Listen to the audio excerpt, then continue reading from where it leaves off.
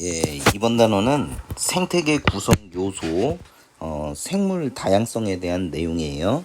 그래서 일단은 생태계라는 걸 먼저 알아야 돼요. 자, 생태계는 크게 어떻게 나누냐? 여기부터예요. 여기부터 순서가 조금 바뀌긴 했는데, 자, 생태계는 크게 생물적 요인, 생물적인 요인하고 비생물적 요인으로 두 개로 나눌 수가 있어요. 그래서 생물적 요인은 뭐냐? 생산자. 일반적으로 스스로 양분을 만들 수 있는 광합성을 하는 식물 같은 경우가 되겠죠. 그래서 일반적으로 그 광합성을 하는 생물들을 생산자라 그러고, 그거를 뭐 풀을 뜯어먹는 염소, 이런 애들은 소비자가 되는 거예요. 그런데 소비자는 1차 소비자, 2차 소비자, 3차 소비자 해가지고 초식 동물을 잡아먹는 뭐 사자, 호랑이 그런 애들도 소비자가 되는 것이고, 그러면 얘네들, 자, 생산자나 소비자가 죽은 다음에 그 사체들을 갖다 분해하는 분해자로 나눌 수가 있어요. 알겠죠? 그럼 이제 분해자에서 이제 생각할 게 뭐냐면, 그럼 분해자에는 뭐가 있어요? 세균이라든가 세균, 곰팡이. 자, 곰팡이, 버섯. 자, 여기서 버섯을 갖다가 조심해야 돼요.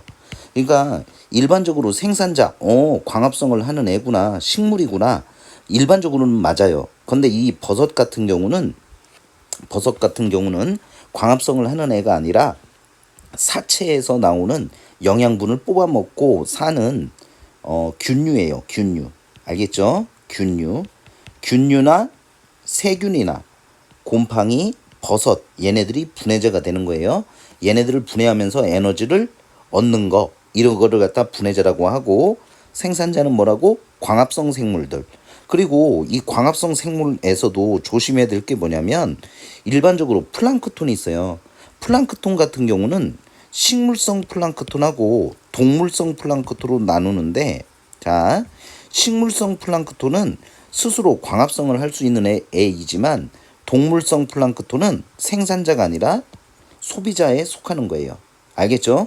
자, 그렇게 알아두시고, 그러면 생물적 요인과 비생물적 요인. 그럼 비생물적 요인은 뭐예요? 생물을 둘러싼 환경, 뭐 온도, 물, 습도, 사는 서식지의 환경들을 비생물적 요인이라 그래요. 그래서 생물적 요인과 비생물적 요인을 합해서 뭐라고 한다? 생태계라고 한다. 알겠습니까? 그렇게 알아두시면 되고, 그리고 또 조심해야 될 거, 조금 더 고급지게 말을 바꾸게 된다면 뭐냐면, 자, 고급지게 바꾸게 되면 뭐냐면, 생산자는 뭐냐? 독립적으로 스스로 양분을 만들어내죠? 그렇기 때문에 독립 영양생물이라고 할 수 있어요. 스스로 독립적으로 영양분을 만들어낸다. 그런데 우리는 뭐예요? 이 식물이 만들어진 영양분을 갖다가 먹고 살죠. 그래서 이렇게 우리는 종속되어 있다. 그래서 소비자나 분해자를 종속 영양생물이라고도 합니다. 알겠죠? 그리고 여기다 다시 또 정리하자면, 생산자는 빛에너지, 무기물을 뭘로 한다? 유기물로 합성해내는 애들이구나. 이렇게 알아두시면 되는 겁니다. 알겠죠? 그래서 생태계는 어떻게? 생물적 요인하고 비생물적 요인. 알겠죠? 비생물적 요인 간의 작용. 근데 일반적으로 이렇게 생물적 요인. 자, 비생물적 요인. 여기 비생물적 지워졌죠? 비생물적 요인이 생물적 요인한테 영향을 주는 거. 그러니까 예를 들어서 온도가 올라갔구나. 그럼 애들이 이제 뭔가 환경 변화에 의해서 생물들의 움직임이 달라지죠. 그래서 이렇게 비생물적 요인에 의해서 생물적 요인이 영향을 받는 거, 그걸 갖다가 작용이라 그래요. 작용. 알겠죠? 그리고 반대로 지렁이 같은 경우는 땅속에서 꿈틀꿈틀 하니까, 땅속에 땅을 툭툭툭 파고 들어가니까 이제 땅속으로 공기가 잘 통하죠? 통기성이 변한다. 그럼 이런 생물적인 요인이 환경에 영향을 준다. 땅이 파헤쳐졌다. 그래서 통기성이 좋아졌다. 그래서 이거를 갖다가 반작용이라 그래요. 반작용. 그리고 생산자, 소비자, 분해자들끼리 서로 영향을 주고 영향을 받고 이런 걸 갖다 뭐라 그러냐? 일반적으로 상호작용이라 그래요. 상호작용. 알겠죠? 자, 그렇게 알아두시면 됩니다. 그러면 이 생태계에서 얘네들은 뭐냐? 개체가 있어요. 여기 개체 보이죠? 자, 그럼 이 개체는 한 마리를 갖다 얘기하는 거예요. 그럼 이 한 마리들이 모이면 어떻게 돼요? 개체군이 돼요. 근데 이 개체군은 같은 종이에요. 같은 종. 같은 종. 토끼 한 마리가 있어. 그거는 개체야. 근데 토끼가 떼거지로 모여 있어. 그럼 그거는 개체군이야. 알겠죠? 그럼 이 개체군들이 열날이 모여요. 엄청 모여요. 그걸 갖다 뭐라 그래요? 군집이라 그래요. 그럼 군집은 같은 종이야, 다른 종이야? 다른 종들이죠. 다른 종들의 개체군들이 떼거지로 모였어요. 소, 말, 닭, 토끼 종류별로 떼거지로 모였어. 개체군들이. 그러면 그것이 뭐다? 군집이다. 그럼 이 군집에다가 얘네들이 사는 환경, 그죠? 비생물적 요인이 합해지면 그것이 뭐가 된다? 생태계가 된다. 그 얘기입니다. 알겠죠? 자, 그런데 이 생물 다양성. 자, 이제 첫 번째로 돌아가요. 생물 다양성이 있어요. 생물이 어떻게 다양하냐? 그거에 관한 얘기겠죠. 그래서 이제 암기 매우 중요하죠? 시험에 나올 때. 자, 그럼 생물 다양성은 어떤 것이 있냐? 유전적 다양성, 종 다양성, 생태계 다양성 이렇게 세 가지를 합해서 뭐라고 하느냐? 생물 다양성. 다시 생물 다양성이 뭐다? 유전적 다양성, 종 다양성, 생태계 다양성. 이제 어감에서 느낌이 오죠? 유전적 다양성. 이거는 같은 종을 갖고 따져요. 그죠? 똑같은 사람이라 할지라도 사람마다 유전자가 다 다르죠? 그죠? 그래서 같은 종이라 할지라도 유전자가 다 다르구나. 그죠? 이걸 갖다가 유전적 다양성입니다. 그래서 유전적 다양성은 같은 종이야, 다른 종이야? 같은 종끼리 따졌을 때 얘기하는 거예요. 알겠죠? 그래서 예시로 갑자기 지진이 났어요. 그죠? 지진이 나거나 했을 때 조금 몸이 가벼운 애들 유전적으로 이건 좀 적합하지 않을 수도 있겠네요. 그죠?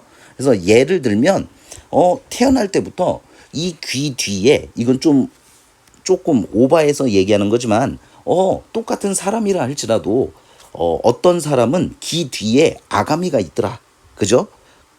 아가미가 있는 사람이 있고 없는 사람들이 있더라. 여러 가지 유전자가 있었다. 그런데 갑자기 지구가 홍수가 나버려요.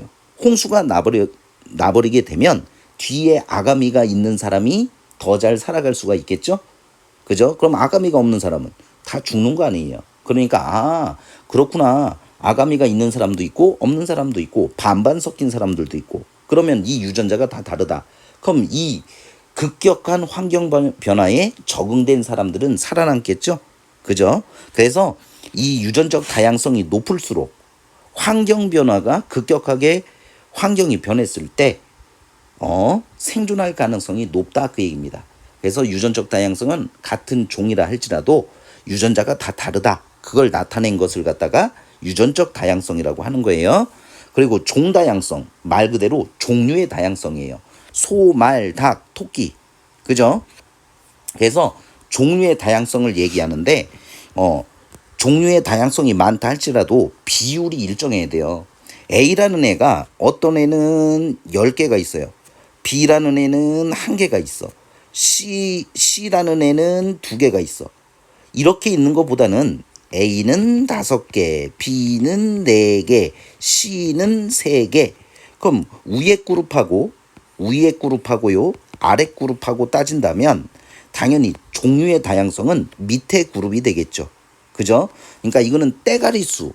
자, 숫자가 많다는 의미가 아니라 종류도 다양해야 되지만 이 비율이 비슷할 때 종다양성이 크다. 이렇게 얘기하는 겁니다. 알겠죠? 그래서 종다양성이 많을수록 생태계 그 피라미드가 곧 배울 거예요. 자, 요 피라미드 구조가 더 잘 만들어질 것이다. 그런 내용을 담고 있습니다. 종류의 다양성, 얼마나 균등하느냐, 비율이 어떠느냐, 그에 관한 얘기예요. 자, 그리고 이제 다음을 보게 되면 뭐냐면 생태계의 다양성이에요. 그럼 말 그대로 이건 간단하게 얘기하면 서식지의 다양성을 갖다 얘기하는 거예요. 서식지. 알겠죠? 그래서 사는 환경이 얼마나 다양하냐. 그죠? 그래서 서식지의 다양성을 담고 있다. 그래서 이 서식지에 따라서 그죠? 생태계 종류에 따라서 생물종도 다르고 그 환경에 적응해서 그 환경에 적응한 애들만 살아남아서 유전적 다양성, 그죠? 그 유전적 다양성에도 영향을 주게 된다 그 얘기죠. 알겠죠? 자, 서식지의 다양성. 그러면 이 서식지가 생태계 다양성이 큰 데가 어디냐? 보통 그 습지 있죠? 습지가 뭐야? 육지하고 뭐 강물 같은 데가 그 중간 형태를 갖다 습지라 그러죠. 그러니까 이 습지는 생태계 다양성이 많을 것이다. 이렇게 유추할 수가 있는 겁니다. 그럼 이게 관련 문제를 보면 그럼 여기서 말하는 거 관련 문제 간단하게 하고선 넘어가도록 할게요. 그러면 여기에서 자, 예를 들어서 관련 문제 감자는 땅속에서 자라는 덩이줄기예요. 그런데 예전에 이 아일랜드 기근 현상이 있었어요. 자, 예를 들어 감자의 싹을 잘라도 어차피 여기나 유전자는 똑같죠. 그런 애를 땅 속에 심어가지고 감자의 숫자를 늘리는 방법이에요. 그런데 이 한 종류의 감자를 잘라놨기 때문에 이런 애들을 무진장 심어봤자 유전자는 다 어때요? 같단 얘기죠. 그죠? 그래서 한 종의 감자를 심다 보니까 이 한 종의 감자에는요, 한 종의 감자는 유전자가 다 똑같대. 근데 얘네들한테 치명적인 질병이 생겨요. 그럼 이 감자들이 싹 다 죽어버리는 거잖아요. 그죠? 그러다 보니까 이 감자 이제 수확량이 줄어서 기근 현상에 따라서 모든 사람들이 굶어 죽게 되었다 그 얘기입니다. 그러니까 여기에서 이 문제에서 보게 되면 자, 감자에 싹이 나는 부분을 포함해서 여러 조각으로 잘라서 심었다. 그러면 유전적 다양성이 높아져요? 아니죠. 그죠? 아니죠.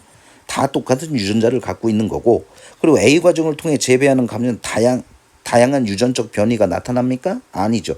다 똑같죠. 그죠? 그러다 보니까 한 질병, 요 종에 대해서 치명적인 질병이 생긴다. 그러다 보니까 얘네들이 유전적 다양성이 낮아서 이제 이 감자들이 멸종될 가능성이 커지게 되는 거죠. 알겠죠? 그럼 이제 바나나도 멸종 우려가 있죠. 예를 들자면 바나나 같은 경우도 캐번디시라고 하는 바나나 종류가 있어요. 원래 바나나는 씨가 있는 바나나, 씨가 없는 바나나가 있었어요. 씨가 없는. 알겠죠? 그럼 당연히 바나나를 먹을 때 내가 이제 농부예요. 농부라고 친다면 씨 없는 바나나를 심어, 씨 있는 바나나를 심어. 씨 없는 바나나를 심겠죠? 왜냐면 먹기 편하니까 어차피 잘 팔릴 테니까. 그러다 보니까 씨 없는 바나나를 거의 안 키우게 됐어요. 씨 있는 바나나를 거의 안 키우게 되고 씨가 없는 바나나를 키우다 보니까 이 씨 없는 바나나에 치명적인 병이 발생합니다. 그러다 보니까 얘네들이 병이 올라가다 보면 이 바나나가 지구상에서 멸종할 수도 있다는 얘기죠. 알겠죠? 유전적 다양성을 갖다 얘기하는 것이죠. 자, 그러면 우리는 왜 이 생물 다양성을 이해하고 이걸 갖다가 왜 유지해야 되느냐에 관한 얘기예요. 자, 그러면 봐봐요. 생물 다양성, 생물적 자원이다. 그래서 생물적 자원에서 의식주 재료, 그죠? 우리 면, 그거는 뭐예요? 섬유, 그죠? 의약품의 원료이면서 뭐 관광 자원이기도 하고 기타 생물 자원이기도 하다. 그래서 대표적인 거로 버드나무 껍질 이걸 이용해서 뭘 만들어요? 아스피린을 갖다 만들어요. 아스피린 뭐 하는 거야? 머리가 아파. 그럴 때 먹는 게 아스피린이죠. 그래서 버드나무 껍질에서 추출한 그 살리실산이라고 하는 게 있어요. 그래서 살리실산이라는 성분을 이용해서 아스피린을 만들어요. 그럼 아스피린은 어떤 약이야? 진통제. 두통을 줄여주니까 진통제가 되겠죠. 그리고 주목나무의 열매, 이건 항암제로 쓰는 거예요. 항암제. 그리고 푸른 곰팡이에서 추출한 뭐가 있어요? 페니실린이 있어요. 페니실린은 요걸 만들어낸 사람이 누구야? 플레밍이에요. 플레밍. 그러면 이 페니실린은 뭐라고? 페니실린 뭐라고? 항생제예요. 세균을 갖다가 죽여버리는 게 항생제예요. 쉽게 말하면. 그래서 버느나무 껍질, 아스피린, 진통제, 주목나무 열매, 항암제, 그죠? 푸른 곰팡이에서 추출한 거 페니실린, 플레밍이 이걸 갖다가 만들어냈어요. 항생제, 세균을 죽여버리는 거. 알겠죠? 이 정도까지 외우시면 되고요. 자, 그러면 그 밑에 생물 다양성을 감소시키는 원인이 뭐냐? 자, 원래 이렇게 한 서식지가 있었어. 근데 내가 도로를 냅니다. 도로를 가운데다 내버리니까, 그죠? 그럼 서식지가 이렇게 전체적인 서식지가 좁아지겠죠. 이걸 서식지의 단편화라 그래요. 그러다 보니까 여기에서 여기로 서로 간에 왔다 갔다 하는 이런 교류가 없어지겠죠. 그래서 이 생태계가 좁아지는 것이죠. 그죠? 그걸 서식지 단편화라고 얘기해요. 그러다 보니까 이 생태계가 생물 다양성이 감소하게 되겠죠. 그죠? 자, 그리고 또는 서식지를 파괴한다든가, 그죠? 환경오염, 외래종 뭐가 있어요? 베스 들어봤어요? 물고기? 베스, 가시고기 또는 황소개구리 이런 것들이 외래종의 유입에 의해서 이제 얘네들의 생태계가 파괴가 되면서 생물 다양성이 감소하게 된다. 왜냐면 이 외래종들은요, 그 포식자가 없었어요. 그죠? 뉴트리아 같은 경우는 포식자가 없죠. 포식자가 없다 보니까 생태계를 파괴하면서 최종 거의 포식자로 군림하면서 이제 생물 다양성을 감소시키게 되는 겁니다. 또는 건강에 좋다 뭐다 하니까 불법 포획, 남획, 무진장 잡아 제끼면서 생물 다양성을 감소시키게 된다 그 얘기입니다. 알겠죠? 자, 여기는 하나도 빠짐없이 완벽하게 외워야 되는 단원이에요.